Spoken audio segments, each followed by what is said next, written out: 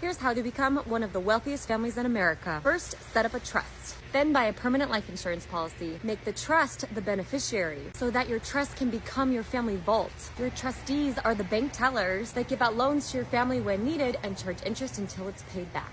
This will allow the family vault to support your family for generations to come without getting depleted. It's what the Rockefellers do. If it works for them, it can work for you. I have just 3 items to add. First, what type of trust? There's irrevocable trusts and revocable trusts. Rockefellers used irrevocable trust to keep the proceeds outside of the taxable estate. The second is who owns the life insurance. The content creator didn't really talk about that. She just said that the trust would be the beneficiary. If you follow the Rockefellers, they actually made the trust the owner and beneficiaries. The third thing is, what do you do generation after generation? You can actually task the trustee to use life insurance proceeds to purchase future life insurance policies for each member of each future generation. This is how you create generational wealth.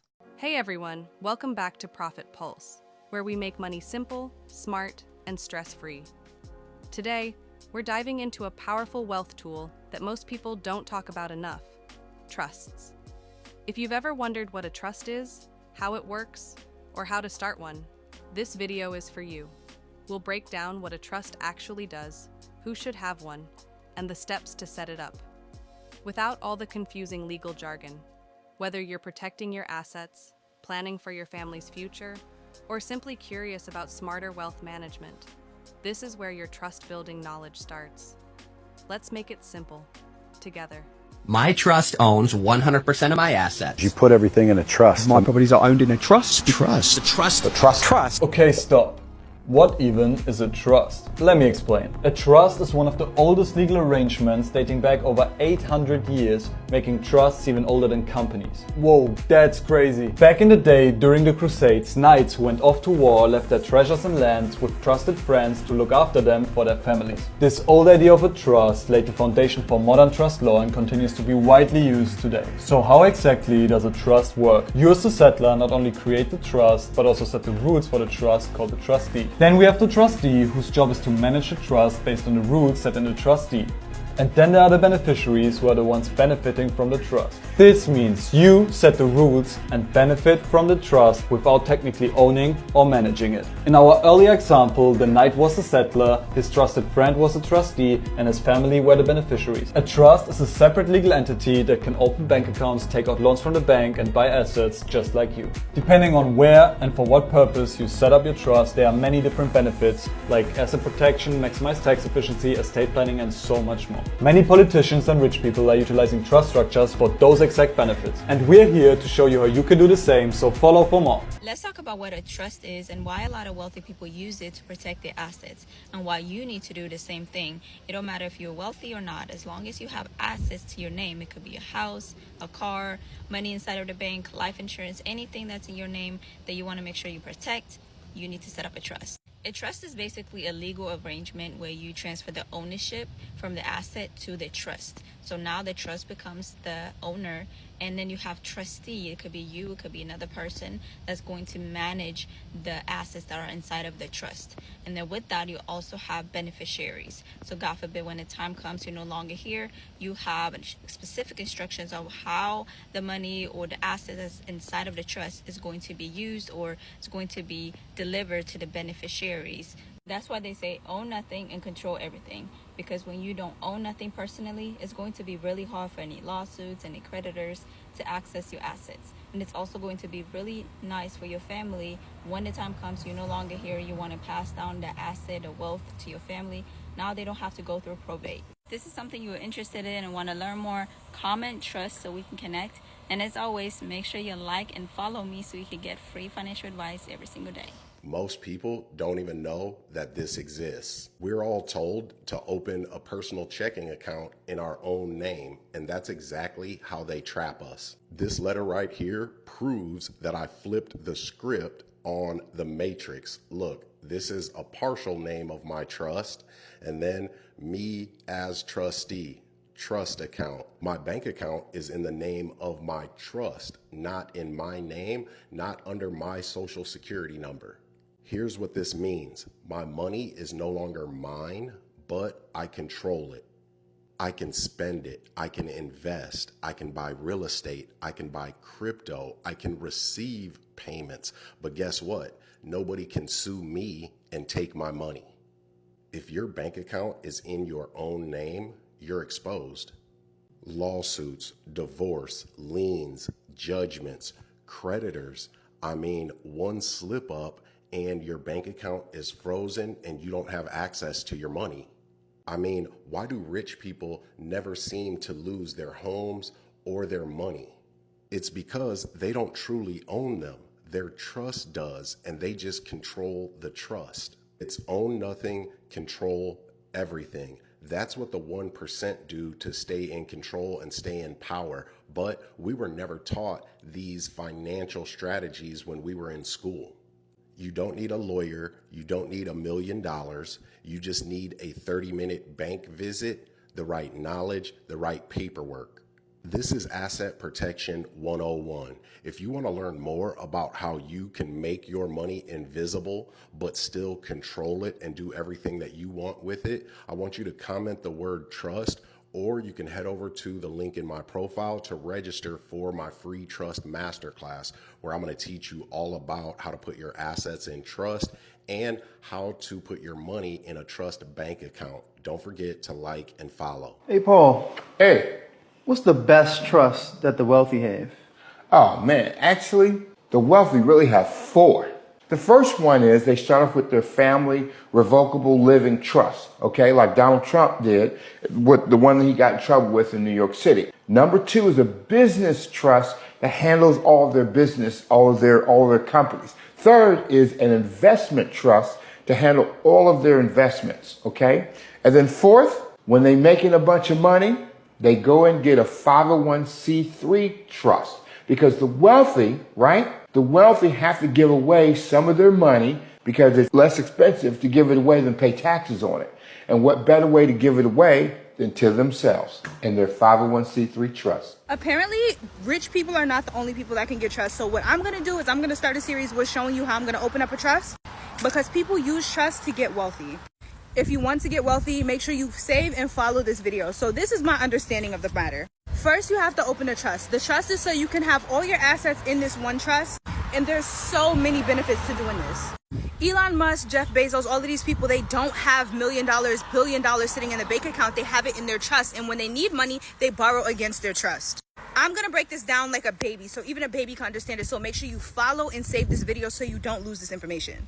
So I was looking at some videos on YouTube, and basically the whole trust process takes about 30 days. So in 30 days, you can have a trust set up for yourself. A lot of people put all of their assets into their trust. If you don't have any assets, they say that a lot of people buy life insurance policies. You can get $1 million policy for only $100 a month. And that's what I'm going to do.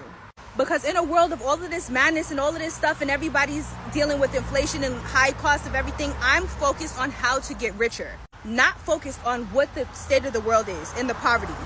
I have to remain, and you have to remain focused on how to get richer and how to get out of it. If you focus on the bad, you will get more bad. If you focus on the good, you will get more good. It's inevitable. It's the law of attraction. Type law of attraction in the comments if you know what I'm talking about. If you know, you know. And if you don't know how to make an extra $100 a month, go ahead and follow me, because I'll be teaching you TikTok shop as well. Once I have the life insurance policy open and I put it into the trust, which takes about 30 days, like I said, I will go ahead and borrow against that life insurance policy and take a loan out, basically for my own money, taking a loan from my trust. Then you can do anything you want with the money, but what I'm going to do is I'm going to either buy a property or buy a business. Once I have that business or a house, I'll use an FHA loan to help me get all of that stuff together. There's so many ways that you can make money, not even using your own money.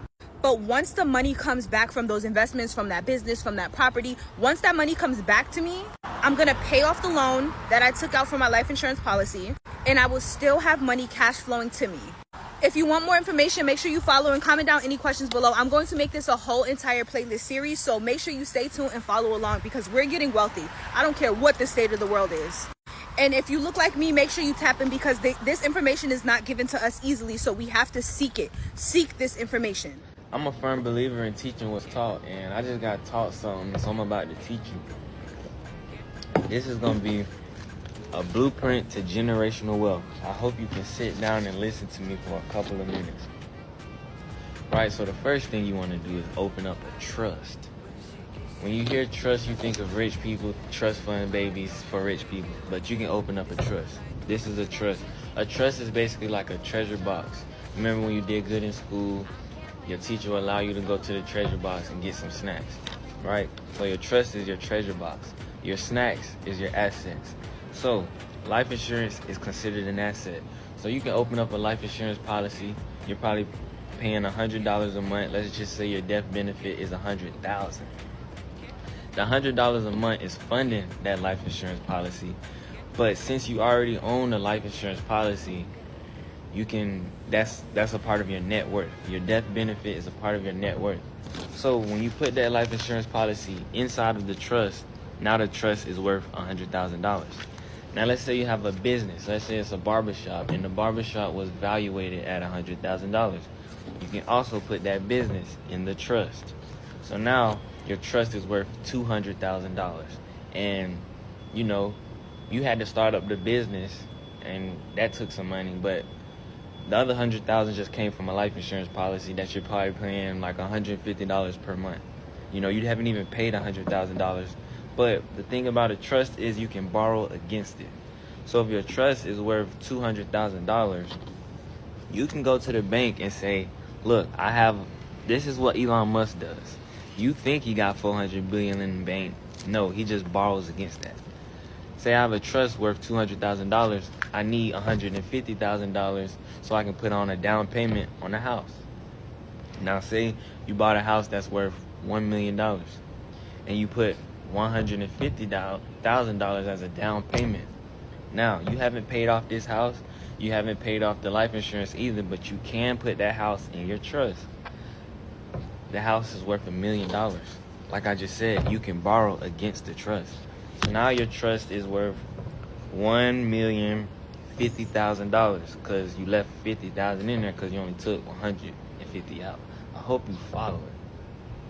So now you have $1 million and $50,000 to play with. Now remember, you also are in debt by $150,000. Now what you need to do is take out $50,000 from that $1,050,000. Now it's $1 million in the trust based off the valuation of your house. I know I'm saying a lot of information. You should be writing this stuff down. Take that $50,000, go buy you a business, bruh. Buy you a business that's already in profit, one that has a consistent revenue where you can make that $50,000 back within the next 5 years. Then put that business also in your trust, which is going to just raise the trust value even more. But the value of this business that you just bought is in order to pay back the $150,000 you're in debt. So once you complete all of that, you will have a $1 million trust, $1 million house, $100,000 business, $100,000 life insurance policy, and you know, once you get that business, however much, if you buy a business for $50,000, it's probably worth, let's just say it's probably worth $75,000, or it might be, you might have got a bad deal. Maybe it's worth $45,000. You can also put that in there. Let's just say $45,000 on this business. But the thing about this business is bringing in profit every single month. So that's going to pay off that loan. But at the end of all of this, you sitting at $1 million house, $100,000 life insurance policy, $100,000 business, and a $45,000 business. So you sitting at $1.245 $1,245,000 in a trust. And all you had to do was build that business and start a life insurance policy. And then the thing about a trust is, it ain't going nowhere. If you go bankrupt, your trust is okay, and you can give it to your kids. And just repeat, rinse and repeat. Generational wealth. Every ultra-rich person teaches their kid this. Buy, hold, borrow, and die. As an example, let's say you're rich and you buy $1 million worth of stock in Amazon. That Amazon stock grows to be worth $10 million. Well, I don't have to pay taxes on it as I go from being worth 1 million to being worth 10 million because I haven't sold it. It's not taxable until I sell it. My worth has gone up by $9 million, but I haven't paid any tax on that. Versus if you worked your ass off and earned 9 million, you would pay tax on that because that's earned wages. And you'd probably pay 36% tax on that. So what they do is they just don't sell the stock. If they want to get the money, the value out of it, they borrow against the stock. I can borrow $5 million against that stock. So I dropped $5 million of it in my bank account, but it's a loan. So there's no tax on that. I then take that $5 million and I invested in a mansion. And over the next few years, my mansion is now worth $40 million, but I didn't pay any tax when I made that $40 million either, or $35 million either, because it just grew in value. And I'm just not going to sell it. I'm going to borrow against it. And so I'll borrow against that. I could take $10 million against that house and buy myself a nice jet. Oh my God. And I'm still not paying any taxes. And then you know what I'm going to do? I'm going to die and leave it to my kid. And you get a $15 million write-off right off the bat. The first $15 million I leave them, they don't pay any taxes. I don't own anything. This is my smiley face illustration right here. My trust owns 100% of my holding company, which is taxed as an S corp. My holding company owns every single one of my LLCs. Your holding company can also own corporations and nonprofits as well. But this holding company owns these LLCs, and these LLCs own these assets. One of them being my business and the other two being real estate assets. Guys, if billionaires do this, why can't you? So this right here is an excellent question. They want to know, how can we utilize this trust and this life insurance in life without somebody having to die? So let's get into it.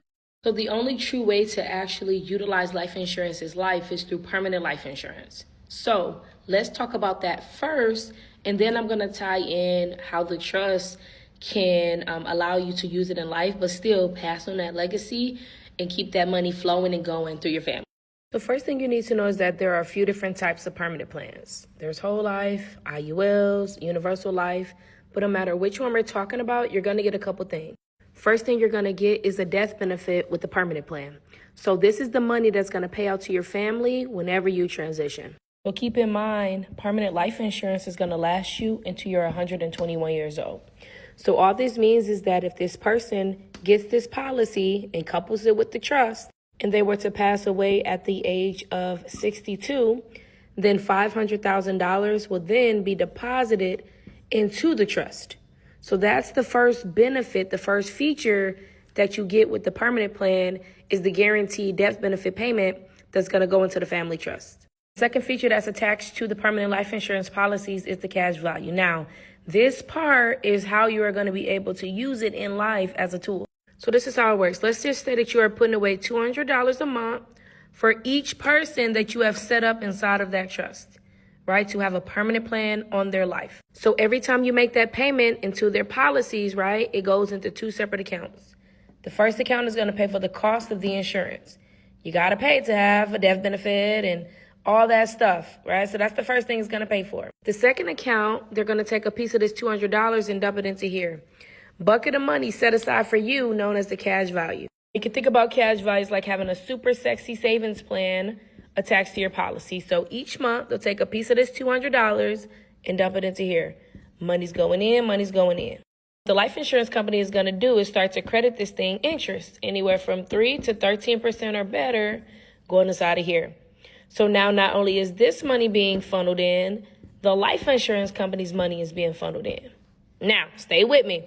From you paying the $200 a month for everybody's plan, let's say that they now have accumulated each $10,000 of cash value inside of their plan. Now keep in mind that the trust, if you watch this previous video, the trust is the owner. So inside the trust, the cash value is there. And the balance has accumulated to $30,000. Now, this is how you use it in life, through two options, right? Through the trust, you're going to request either a loan out or you're going to withdraw the money. So let's talk about what happens if you do either one of these. So the first one is taking a loan out. So let's just say that John is right here. He knows he has about $10,000 of cash value. He wants to take out his $10,000 to do an investment and to do whatever he wants with the money, right? He's got some rental properties he wants to buy. Okay. So he goes to the trust. He's going to request out $10,000 as a loan. Now, they're going to give him the $10,000, right? This is from the life insurance company. But all the while, since this is a loan from them, the $30,000 that has accumulated within the cash value, right, within the family trust is going to stay inside of the trust, inside of the cash value. Because remember, the $10,000 is from the life insurance company, not out of this. So the $30,000 is going to stay in there accumulating interest. Remember, anywhere from 3 to 13%, making this thing grow. Now, if you were to withdraw the money, let's just say that Susie, she wants to take out $10,000 from her cash value within the family trust. Well, she doesn't want to take a loan out. She just wants to take it out as is. Well, that's exactly what's going to happen. So there was $30,000 in there. She took out her $10,000. There's $20,000 left inside of the cash value, inside of the family trust, but that's still going to be getting interest as well, anywhere from 3 to 13%. And so within the trust, the family can obviously decide what the money is going to be used for, what you can take it out for, what you can't take it out for. So that's where the layer of the trust comes in at, because it's going to still decide and dictate what goes on with the money and et cetera, et cetera. So no, you do not have to just use it when you die with the death benefit. That's a part of it, right? That's going to be deposited into the trust for sure. But in life, when you couple it with the permanent life insurance policy with your trust, you actually can use that thing in life and become your own family bank. I hope this quick 5-minute video was helpful for you. Feel free to comment any more questions that you may have if you need some clarity. Be sure to heart this video, heart it, like it, share it out if this made sense to you. And the link to book me directly to discuss more is in my bio. And that's the foundation of starting a trust, a smart move for protecting your assets and securing your financial legacy. Remember, a trust isn't just for the wealthy. It's for anyone who wants to plan smarter and protect what matters most. If this video helped you understand trusts better, give it a like, share it with someone planning for their future, and don't forget to subscribe to Profit Pulse for more financial clarity. This is Profit Pulse. Stay smart, stay steady, stay profitable.